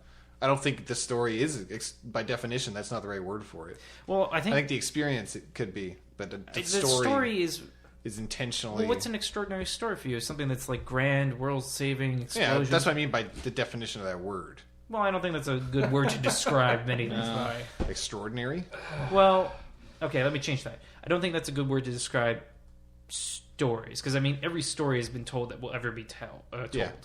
So there's nothing extraordinarily original about anything. It's just the relevance of when and where it's told. Yeah, that fair. can be extraordinary. So, and I guess in my interpretation, Gone Home is an extraordinary story because of the relatability of it and the things it wants to deal with Sure. for our culture. I agree. Sorry. I agree that I think it's an extraordinary story. I don't think it's an extraordinary game. That's fine. I mean, it's mechanically very. Yeah, and I don't want to delve into that massive argument we had before we turned the mics on last week. With what, But we were talking about for this list being which one stuck with you the most, Yeah. Gone Home is the only one on this list then for me because it had such an impact when I was playing it. It's I mean it's totally top 3 and but that's where we're at. And I haven't played Brothers. I really wish I had the time to get to it. Oh god. I know that it's great. Well, why don't we shift gears? Why don't we talk about one of the other two and see if maybe we can make a headway? Because I mean, I've said already what I think the order should be. I don't know if anyone else agrees. Well, maybe we with should it. just do I that. agree give with each other's that. orders. You agree with mine? Yeah. Okay. I don't know if you two do, but Well, I don't. Well, if it's 2, that's automatically going to be the consensus. I really, well, no. I really, mean, you got to feel good about it. So I really liked Brothers, but from what I've could be persuaded. seen and heard, because I've watched a few videos about The Last of Us, it's better than Brothers, but in my opinion, not as good as Gone Home. It's better than Brothers Midnight. Okay, yeah, Last of Us is number 2. right. I think The Last of Us is a much bigger exploration of kind of different ideas than those two games, and it certainly has a lot more production and cinematics a lot prettier. quality behind it. Certainly is a better playing game, I think, than the other two. There's more to do. It's There's more. It's more of a game. It's more of a game. It's less of an experience. Yeah. In that respect, I guess. I'm just trying to remember, like, back to Last of Us and when I played it. Like, there were a couple things that stood out to me that, like, were really excellent. But then there was, like, 1 or 2 things that stood out. I was like, this really sucks. And I think one of those things that really sucked was, at a certain point, I was unsure about how to play the game because I think the way I read it was telegraphing. I think it's around the time you meet Ben or whatever the guy's name is. Like in the winter? Not in winter. It's the guy in the city who is... Bill. Bill, that's it. Yeah. I wasn't sure how the game was... Like, up to that point, the game kind of said, be stealthy, right? Yeah. And from, the previous encounters, like, stealth worked, right? Shooting things, you didn't have a lot of ammo, so it didn't make sense. And once you finally get a bigger gun... It suggested, I guess, that you should start shooting things more often because I tried the next sequence like 4 or 5, 7, 8, 9 times, like with stealth only, and was met with failure each time. There's a tonal shift there, where a lot of the enemies you're dealing with, well, the first section there before you get to Bill is really pretty much tutorial, and there's a little bit. So they introduce you to infected enemies, and they introduce you to human enemies. And you're sort of stealthing around because you're sneaking out of the complex. And then once you get to Bill, it sort of like zooms out a little bit because you're out of the quarantine zone at that point. You're not dealing with like the 2 or 3 infected that broke in. You're dealing with the hordes of infected that are out there. So, I think that's that change there. I didn't catch. I guess is what I'm saying because they gave me a gun. I'm like, why am I getting a gun? Yeah. Stealth has been working so well, and then I kept trying to stealth through that neighborhood, and it's like. This doesn't work. And I didn't realize that just shooting everyone was a good idea. And I think maybe at that point, that's almost deliberate, where they're trying to show you, well, maybe not trying to show you that stealth doesn't always work, but they want the stealth to fail so that you sort of feel that panic. Where and I think that's the game they want to make. I just didn't. It didn't work for you. It didn't. What's the word I'm looking for? It didn't convey, telegraph. That's it. It didn't telegraph that to me as effectively as I thought it could. Like, I think in the moment I thought, like, if Bill just got up and started shooting things every once in a while, I'd be like, oh, I guess shooting's okay. Yeah. Like, the Invincible Man seems to think it's a good idea. Maybe I should do it too. You know what I mean? I think that would kind of steal the panic that they're going for, right? Sure. They want you to fail at stealth, not necessarily die a bunch of times, but set off the alarm and be like, oh fuck, let's use this gun I just got. And then, but I mean, if you're dying all the time, especially if you fuck up stealth on a clicker and they want to kill you. Oh my god, dying in that game is the worst.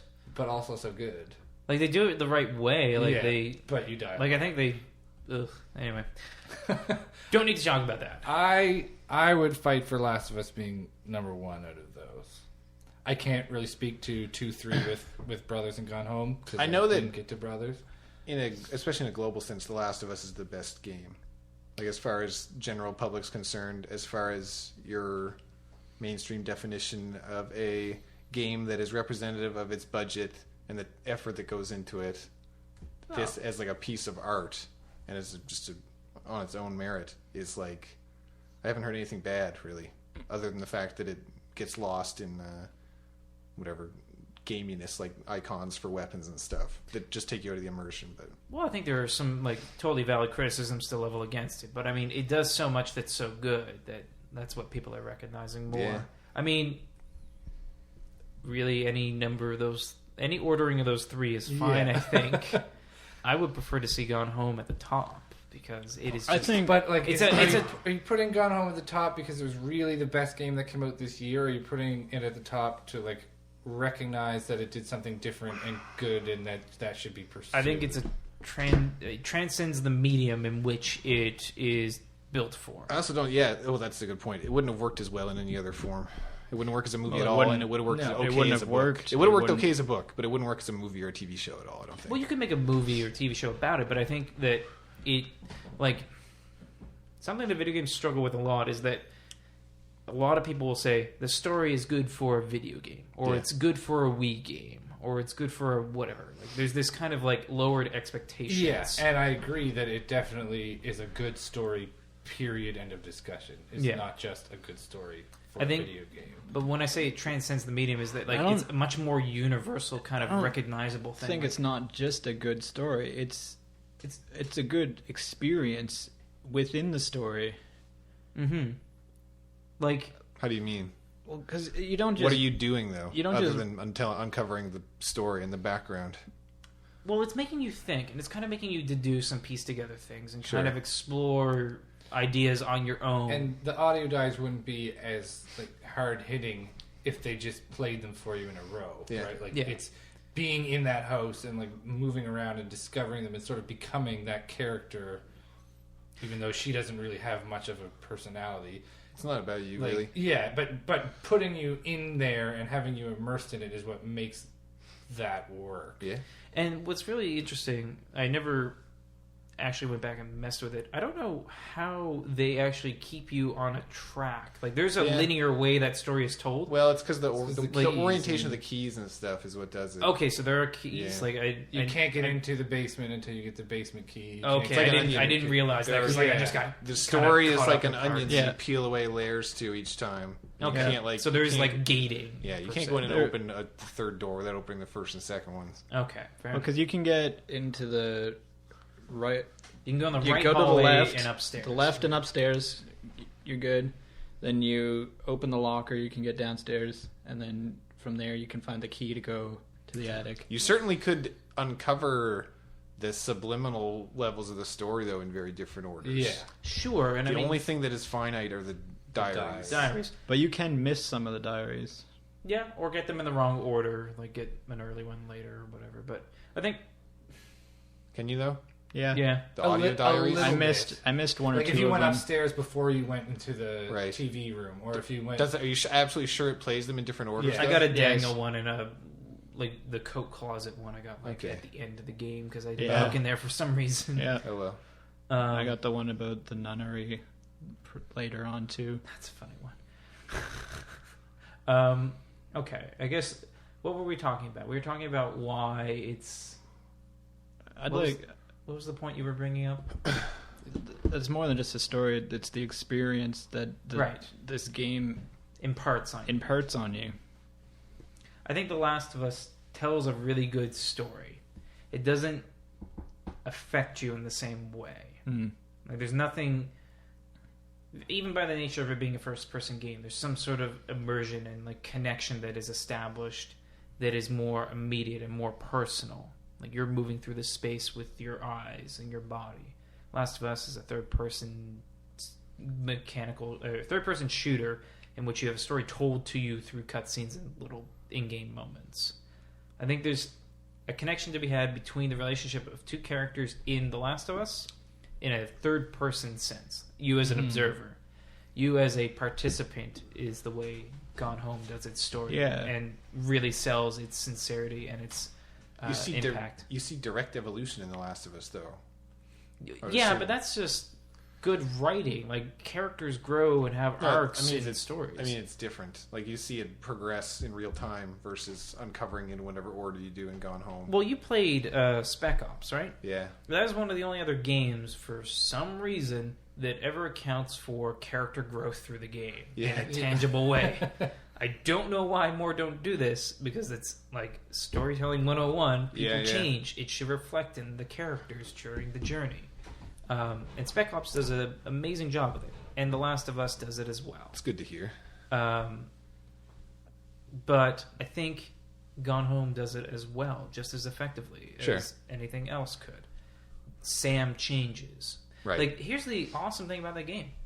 None of those characters are present for the story to actually happen for you, Yeah. like there in the moment, but you get to know them so well. There is Yeah. such a rich story written around characters you never see outside of two paintings, which aren't even accurate to the day anymore. You know what I mean? It's a bad engraving underneath. Yep. Um, And then we have Brothers that we still. oh yeah, Brothers. I feel bad because I haven't. Like, I really liked it, but I played it today. Yeah, it So I hasn't haven't- sunk in yet, yeah. right? And, like, everything about it was good. I really like Brothers. There literally was not one aspect of that game that I didn't like. And that's, like, hard to figure out why. Like, I just don't know how. I think I just don't know how much I like it yet. Like, I know that it's awesome. And I know that I enjoyed it, but. Yeah. It'll come to you, like, very Yeah. suddenly at the wrong time. I think I really like Brothers a lot. Brothers was awesome, yeah. Ben, you're the only one that hasn't played it, right? Yeah, Okay. unfortunately. I think there's a lot of beautiful imagery, a lot of really Well- stark, like, images that stick with you forever. It's a very good storybook. Each one of those, I noticed, especially when you sit down on those benches and stuff, like any one of those could be cut as a double page on a book or like as a wallpaper background or whatever. Yeah. Very intentional cinematography. I like the side missions, if you will. Yeah. You could like help the turtle, Yeah, that's cool. get the rabbit, Help sing the with guy. the whales, save the guy. I think there's this. So we were talking earlier about BioShock, where there was kind of this, what was it, darkness or eeriness, or what was it about it? Yeah. There's something more sinister about the world there. There's something similar to that of the world of this. Like, it's presented as a All fairy the dead tale. giants. Well, yeah, and that is directly parallel to that. You remember I was telling you earlier about that guy, the director's life? Yeah, Right. It's the Civil War. Yeah. Like, that was an amazing moment. But I like when you shoot the guy in the head. Jesus, Best part of the game. headshot. There's something like so very beautiful about the world that it's presented as a fairy tale, but like the Grimm brothers Well, I was kind of gonna fairy say, tales, yeah. there's something more insidious underneath. Yeah, And- fairies, and originally fairies themselves are pretty nasty little things. Yeah. As far as the game itself goes, though, I think every ounce of it was intentional. The way the controls work and how you, it's only a 2 or 3 hour game.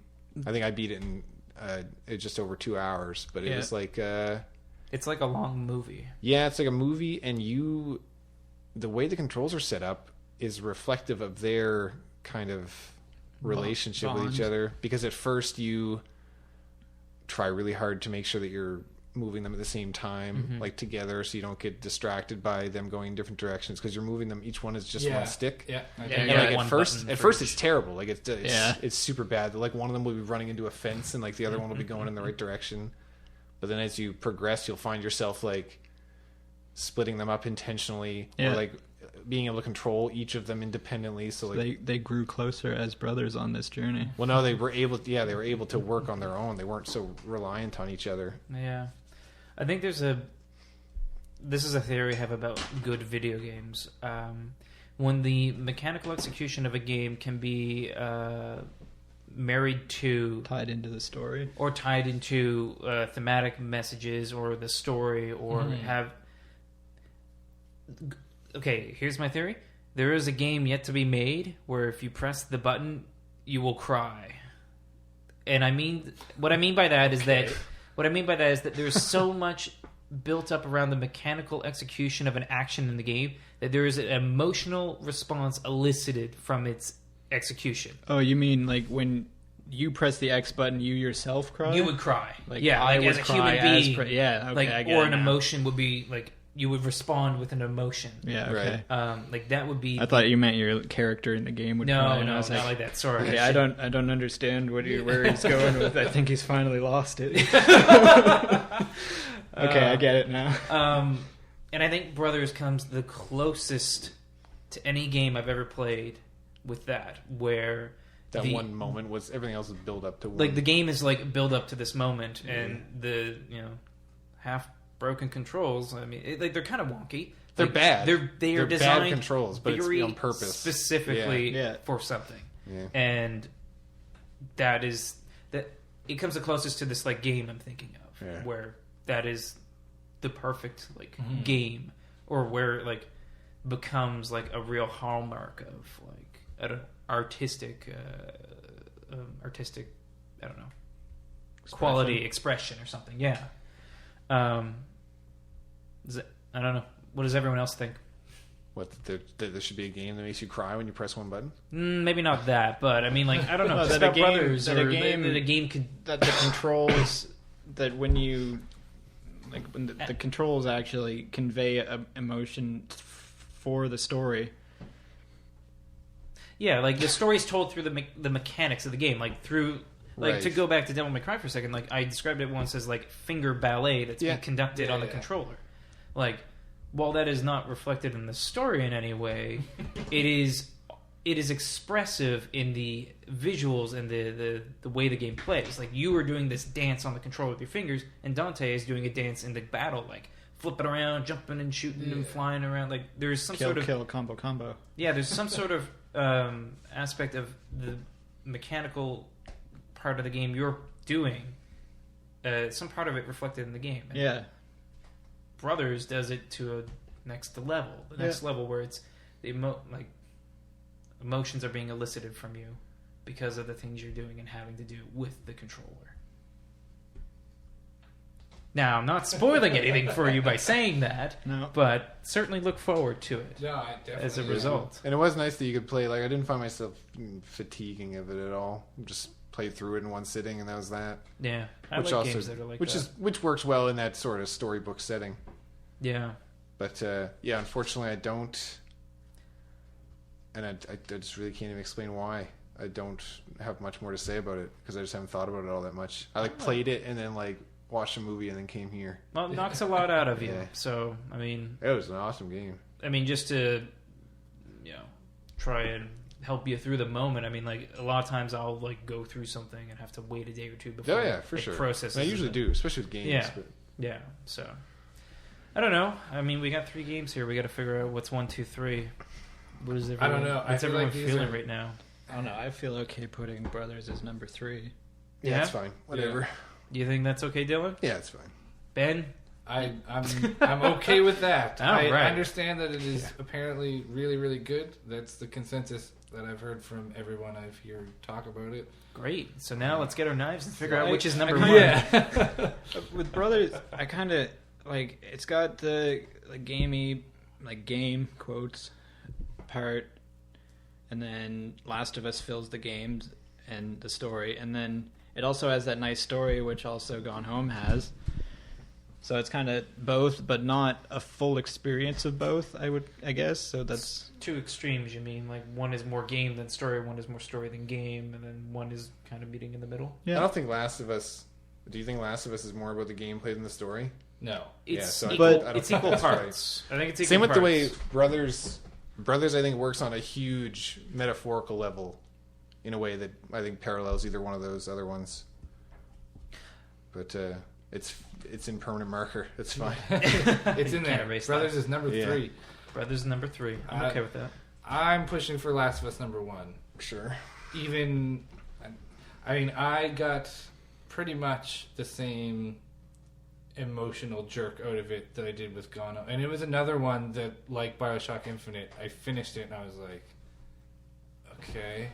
And then, okay, get the flow chart out. Yeah, not the same kind of flow chart. So let me ask, did you find any aspects of the story, other than the thematic elements, did The Last of Us make you reflect on yourself at all? Any self-reflection in the way that Gone Home did?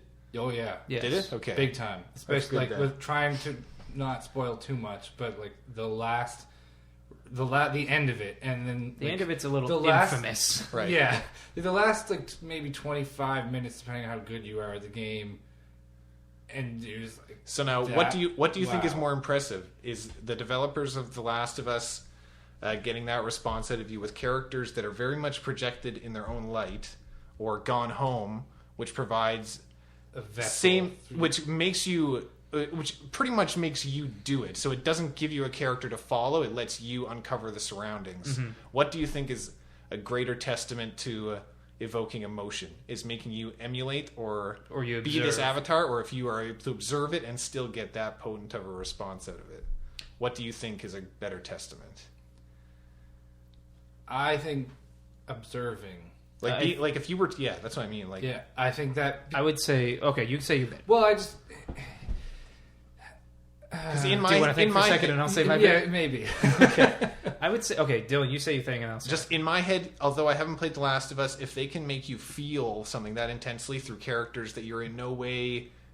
your perspective is outside of them, I think that is more impressive than them setting it up with an avatar that is basically you.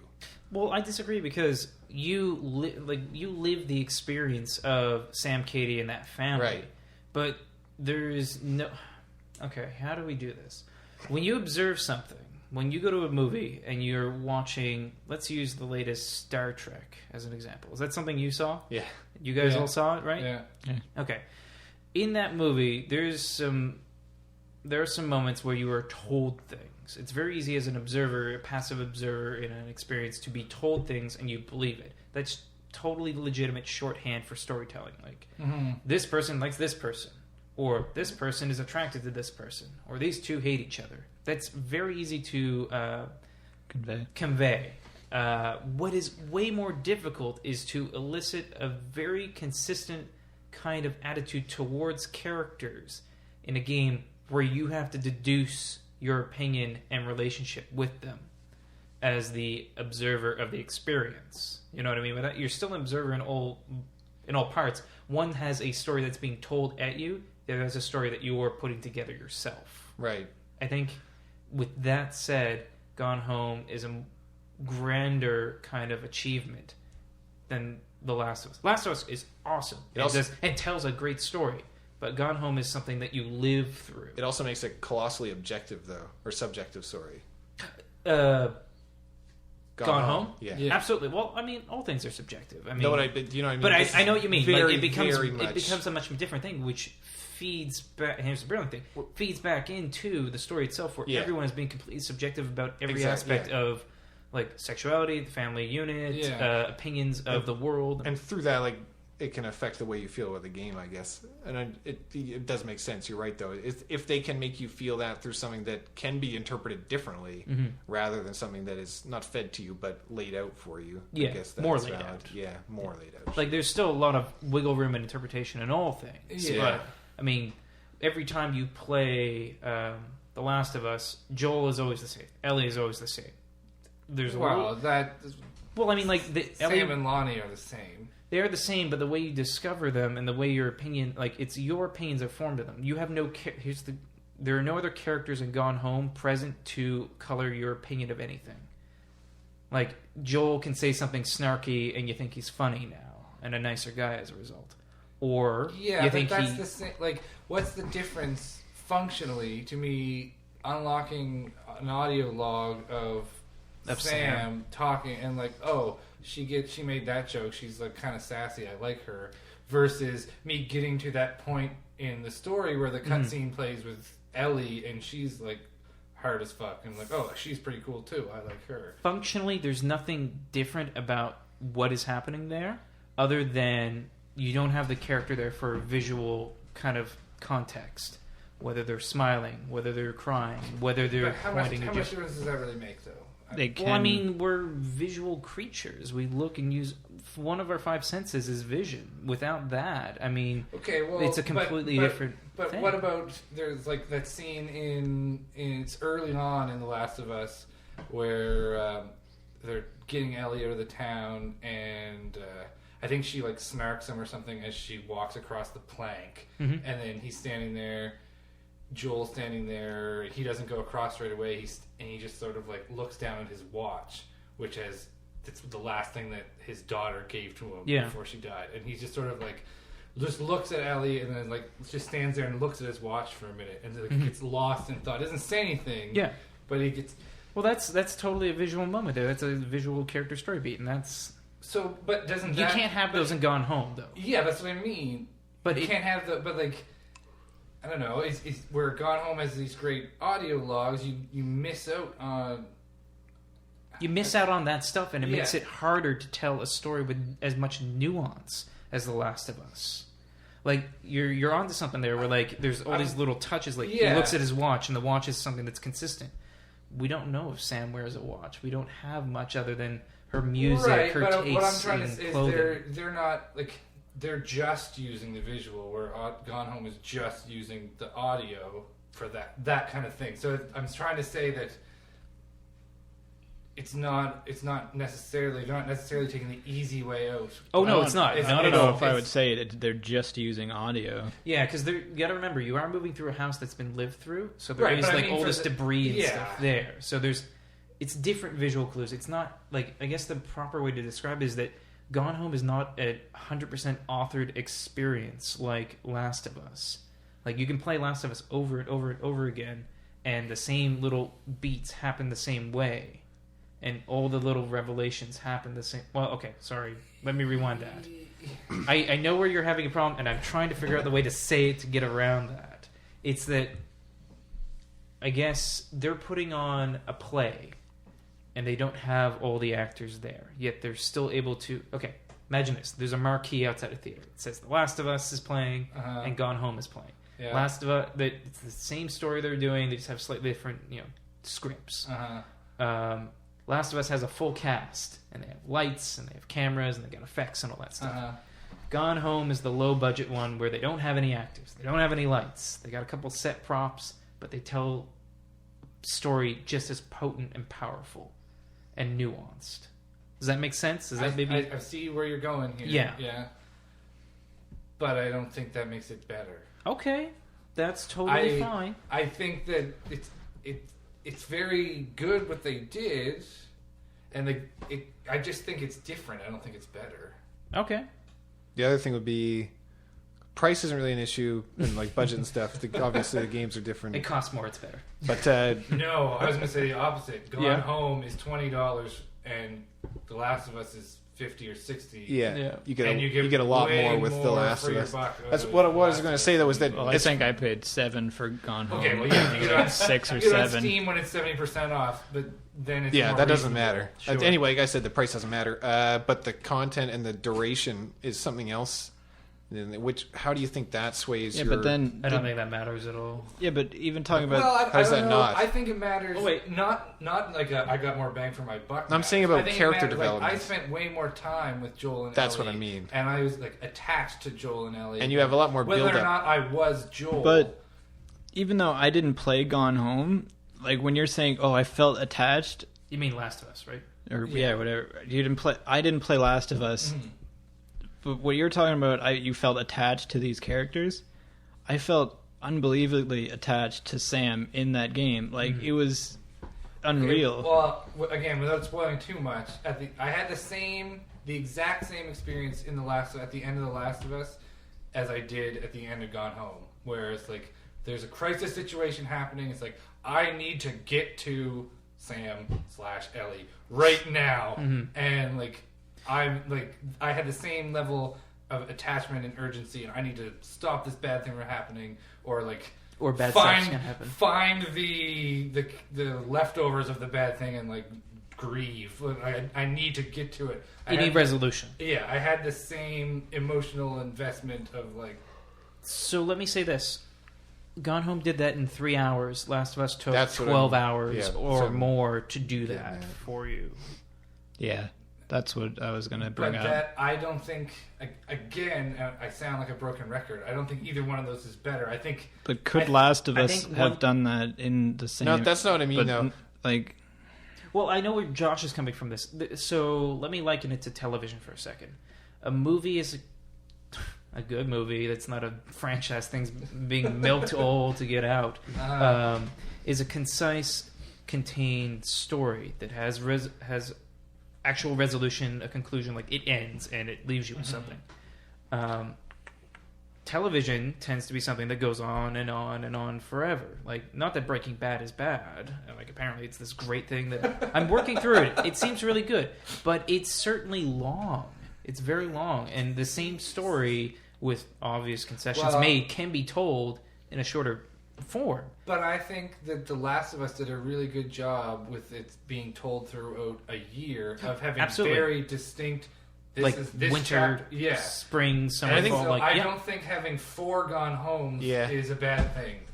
I think if you Four use Gone Homes doesn't. I think the issue with No, but time. what I I know mean what is you mean. like if each one of those chapters, because without a doubt, especially where you meet the 2 black guys, and like that when that chapter ends, like That's a brilliant end to that chapter. Like, that is so tragic. and you So know, tragic, so, but like the way it cuts to the next part is just like. not every season of The Last of Us holds up that well individually, but Well, I think that yes, So it does pull off the same. Yeah, that's exactly. Well, I think that it pulls off the same thing, but it's got way more filler in that it's a video game that you need to shoot like 120 guys between story beat A to story beat B. You know what I mean? Like, yes, like that's why it ends up being 12 or however many hours, because there's a lot of mechanical combat that's required. Like, if you cut that all out, that game's kind of short.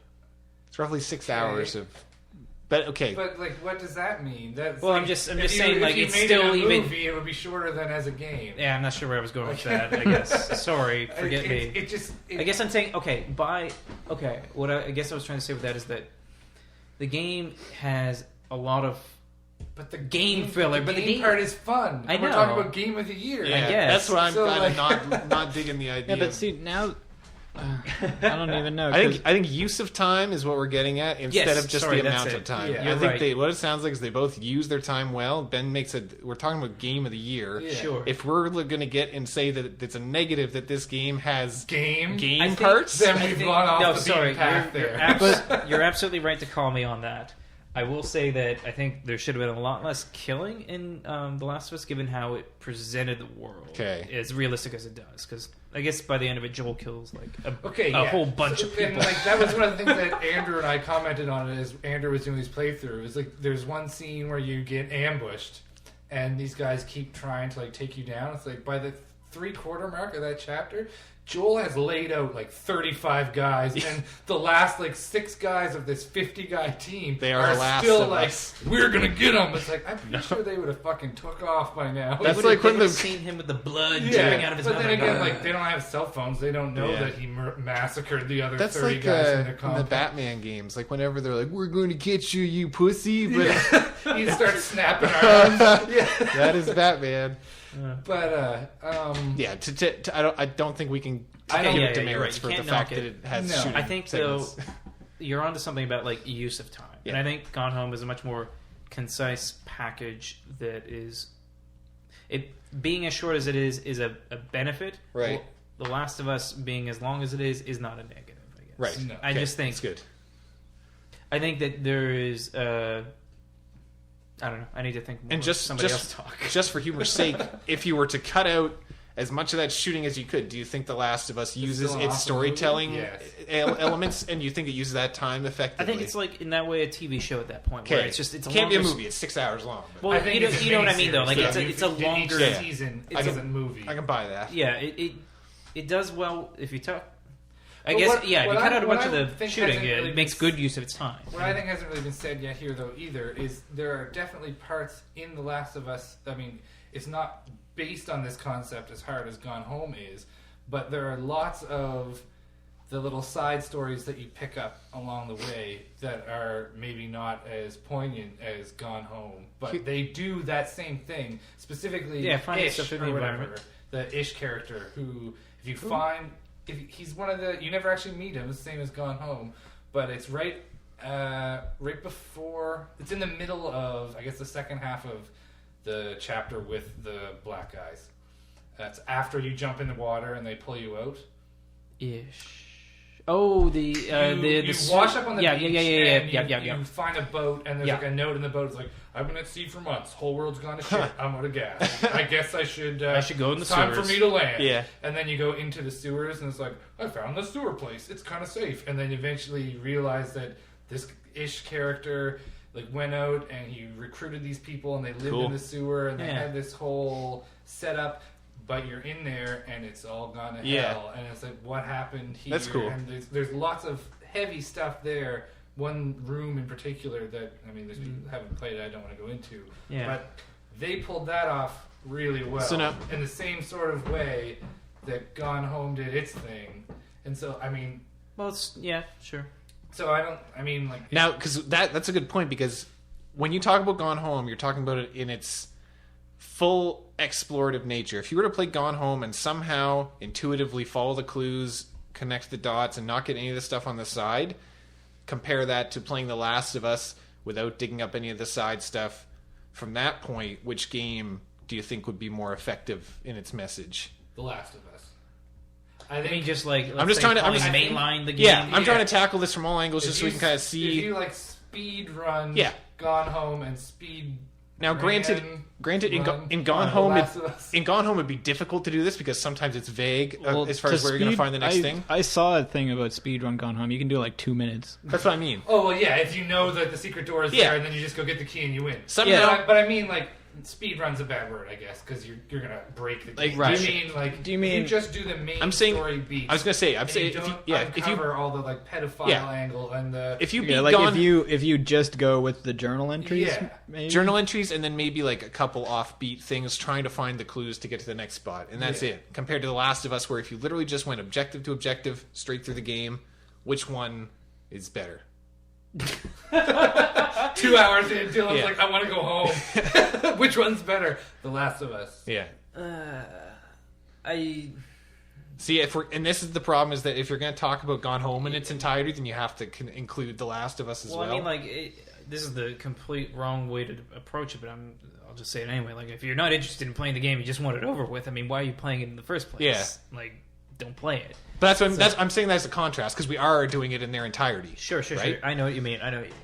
And that's when we're talking about Gone Home, we are very much talking about all this underlying stuff that you need to do a lot of full exploration. Yeah. But like that's part of that's what that game is about, though. Like it's like saying if you played a first-person shooter and you only shot one kind of enemy and you didn't want to shoot the other kinds because that's more works. Maybe you only use one gun, or only that's a better way of doing it. Only use one more gun, or sorry, only use one gun. Try not to shoot as many people as you can. Yeah, like it's like avoiding. It's like saying if you choose to avoid a tentpole feature mechanic of the game, do you still get as much out of the game? Right. Again, I'm more so proposing the opposite in that we are talking about everything that it has to offer. Okay. Same way with that is a good example though. If you're going to take away a few of the fundamental columns, then it's not going to make much sense. Yeah. I think Gone Home getting to number 2 and being in the discussion for this long for what it is a monumental accomplishment in and of itself. And it for whatever you want to label it as minimalist, like I'm self-reflective very happy game. with putting it at number 2. I was impressed. Like, to me, top 5 was awesome. The fact that I think that we, in this day and age, are talking about a game like this in the top 10 of like a Game of the Year thing is wicked. Yeah. Like the fact that this has ascended to this point on the whatever pedestals we have, I think that's cool. But overall, I think The Last of Us... And then this is where it's going to get tough because we can't do a vote because there's 4 of us. There's 4 of us. And I think you're The Last of Us, right? I honestly, if I had to pick one, I haven't played The Last of Us. Okay. Well, I mean, okay, let's put it this way. This is Josh and I are team Gone Home here. I think we're obviously in it for number 1, but I think there can be a healthy compromise. Josh, would you be okay if it was number 2? I guess. In our heart of hearts, though, it is number 1. It is we're gonna do a whip around. Game of the Year. We're gonna do a whip around and say that. Are you okay with that? Anyway, yeah. All right. Gone Home's number 2. Last of Us 1. To concede that impact-wise, it's created more discussion than The Last of Us has. Yeah. Fair enough. I think that's just. But I think speaking from a game, if you got one game to play, standpoint, like that's what it comes down to, right? I suppose if it was you want to have fun, instead of pretty being much sad. And fun. Exactly. You play Grand Theft Auto. No, I think there are 8 games more fun than that. Because The Last of Us is not really like a good rip-roaring fun time. No, it's not. But there's some. It's not fun. It's not fun. It's exciting, but I wouldn't say there's it's some fun. pleasure and enjoyment that can be derived from expert execution of the mechanics. It's certainly exciting.